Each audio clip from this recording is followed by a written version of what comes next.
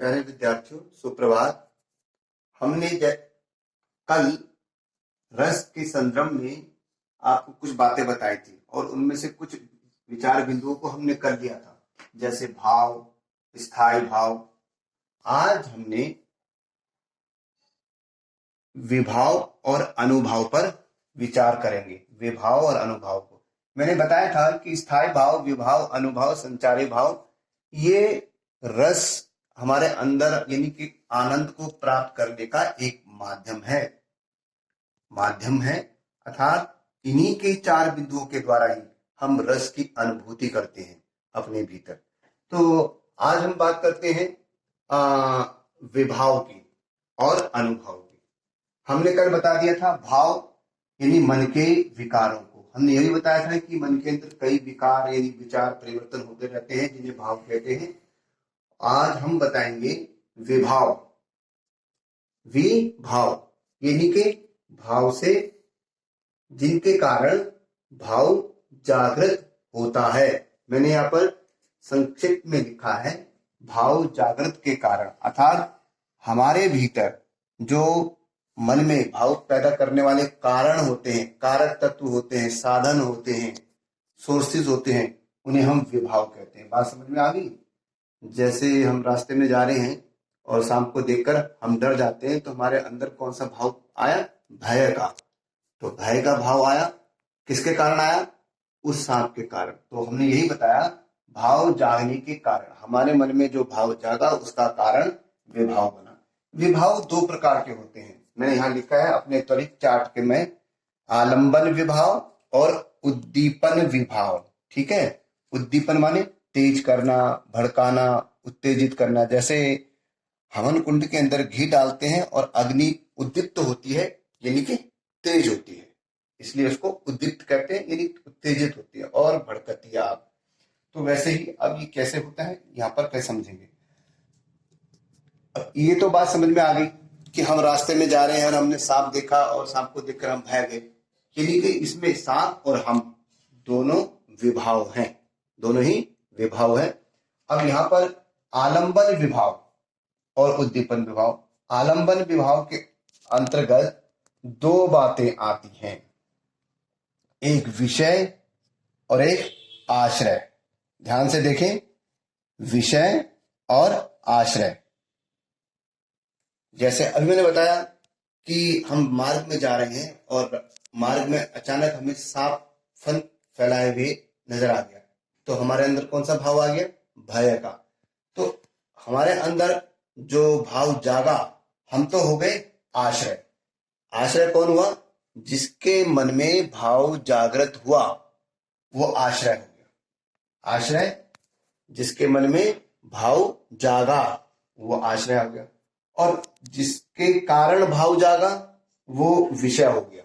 यानी आश्रय के मन में यानी हमारे मन में भाव जागने का जो कारण है वो विषय बना। क्या बना? विषय। विषय को हम आलंबन भी कहेंगे, विषय को हम आलंबन भी कहेंगे। ठीक है जी, अब बात समझ में आ गई यहाँ पर। जैसे पंचवटी के अंदर या गौरी पूजन को जब सीता और उसकी सखियां फूल चुनने जाती हैं और राम लक्ष्मण जब अपने भाई के साथ वहां आते हैं, तो यहाँ पर राम, ध्यान से देखना, राम की नजर सीता पर पड़ती है जो कि गौरी पूजन के लिए फूल चुनने जाती हैं। तो राम की नजर जब सीता पर पड़ती है तो राम के मन में कौन सा भाव पैदा हुआ? रति यानी कि प्रेम। ठीक है, जो हमने कल बात की थी स्थायी भाव की। प्रेम रति प्रकट हुआ सीता को देखकर।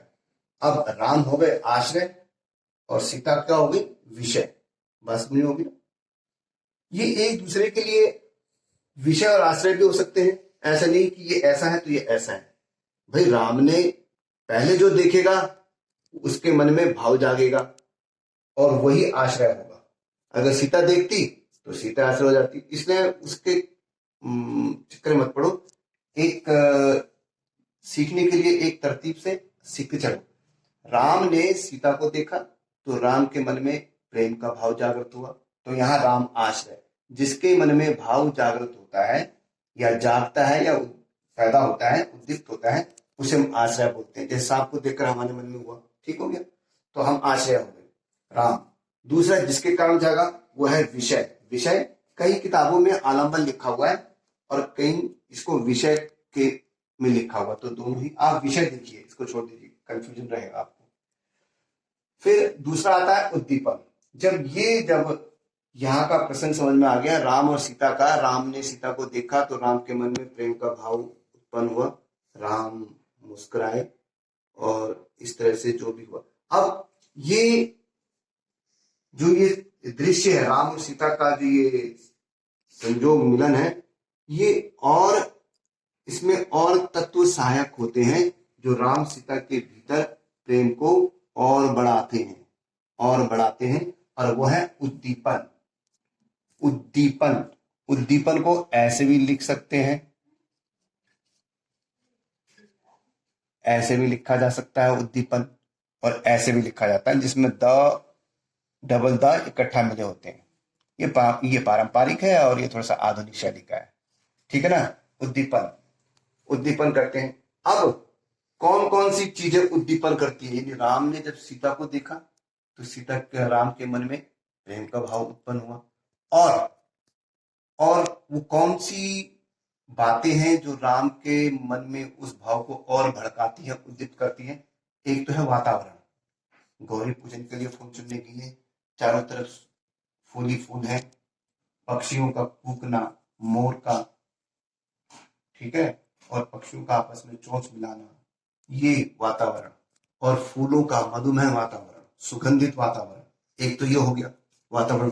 दूसरा, सीता का लज्जाना, सीता का नजरें झुकाकर फिर पलट के देखना, पीछे देखना, बालों को संवारना, अपने पल्ले को करना, ये सारी चेष्टाएं राम के हृदय के अंदर उस भाव को उद्दीप्त करती है, पैदा करती है और बढ़ाती है।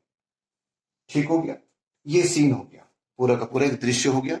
तो इस तरह से हमने इसको उद्दीपन दो प्रकार का हुआ, एक तो वातावरण और दूसरा विषय की चेष्टाएं। विषय बोले तो सीता की चेष्टाएं, सीता का भाव, सीता की जो शारीरिक चेष्टाएं हैं, उनका मुस्कुराना, लज्जाना और पल्लू सीधा करना, बालों को सीधा करना, तिरछी नजर से देखना, ये सब जो क्रियाएं हैं, बॉडी लैंग्वेज सीता की जितनी भी है, ये राम के भीतर पड़े हुए उस भाव को जो जग गया है उसको और बढ़ाती है, यानी कि और तीव्र करती है, तेज करती है, भड़काती है, उत्तेजित करती है।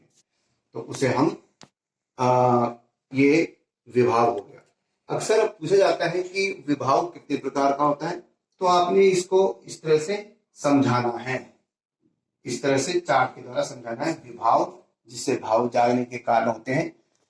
विभाव के अंदर दो होते हैं, जैसे कि हमने सांप को देखा, हम भयभीत हो गए, हमारे अंदर भय आया, और एक सांप, यानी जो आश्रय और विषय, ये दोनों ही विभाव होते हैं। इस तरह से इसको दिखा रहा है, आलम्बन विभाव, उद्दीपन विभाव, उद्दीपन विभाव। आलम्बन के अंतर्गत दो आते हैं, विषय और आश्रय। ध्यान रखना, आलम्बन विभाव के अंतर्गत विषय और आश्रय, यानी कि जिसके मन में भाव जागृत हुआ वो आश्रय, या फिर जिसके कारण जाएगा वो विषय। जैसे हम कोई फिल्म देख रहे हैं और हमारे मन के अंदर क्रोध का भाव आ गया, तो हम आश्रय हो गए, और जो फिल्म पे चल रहा है दृश्य वो विषय हो गया। इसी प्रकार से साहित्य के अंदर जो भी चीज हम पढ़ते हैं, साहित्य के अंदर चाहे हम नाटक पढ़ रहे हैं, उपन्यास पढ़ रहे हैं, कविता पढ़ रहे हैं, उसके अंदर से जो भाव हमारे अंदर जिस भाव को एक्टिवेट कर देता है, जागृत कर देता है, उद्दीप्त कर देता है, वो हम आश्रय बन जाते हैं, और वो जिसके द्वारा हम कहानी उपन्यास पढ़ रहे हैं यह बन जाता है विषय।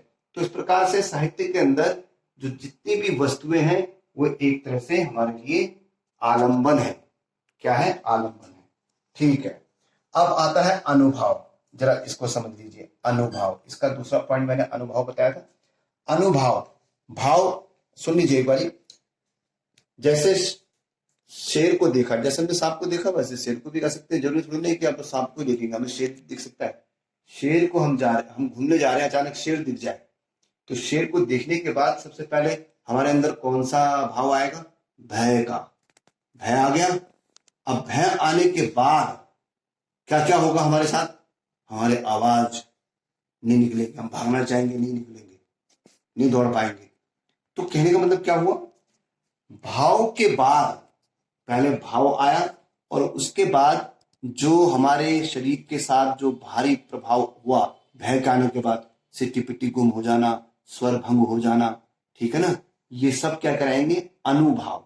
अनु का मतलब जो भाव के बाद जो क्रियाएं चलती हैं, भाव होने के बाद जो शारीरिक क्रियाएं प्रकट होती हैं उसको बोलते हैं। जैसे राम को देखा सीता ने, या राम ने सीता को देखा, राम ने सीता को देखा, तो राम ने जब सीता को देखा तो प्रेम का यानी रति भाव आया, और उस भाव के बाद क्या आया? मुस्कुराना, लज्जाना, ये अनुभव कहलाएंगे। या कृष्ण और राधा का देख लीजिए, जब राधा कृष्ण को देखती है तो उसके मन में भी प्रतिभाव यानी प्रेम का भाव आता है, और उस भाव के बाद क्या आता है? लज्जाना, शर्माना, आगे बढ़ना, मिलने के लिए, ये सारे के सारे अनुभाव आएगा। अनु प्लस भाव, अनुभाव, यानी भाव के बाद जो चीजें चलती हैं। अनुभाव क्या हुआ? यानी कि अनुभव का संबंध किससे है? आश्रय से। आश्रय की बॉडी लैंग्वेज से, यानी कि चेष्टाओं से। आश्रय कौन हुआ यहाँ पर? जिसके मन में भाव जागृत हुआ वो आश्रय हुआ। यानी कि राधा ने कृष्ण को देखा तो राधा आश्रय हुई। अब राधा के मन में जो शारीरिक जो क्रियाएं हुई, परिवर्तन आया उस भाव के बाद, लज्जाना, शर्माना, इस तरह से अपने दुपट्टे को संभालना, लटे को संवारना, तो ये सब, या कृष्ण से मिलने को जाना, ये सब क्या होंगे? अनुभव। तो अनुभव क्या हुआ? भाव के पीछे चलने वाली क्रियाओं को अनुभव, शारीरिक क्रियाओं को अनुभव कहते हैं। ठीक हो गया।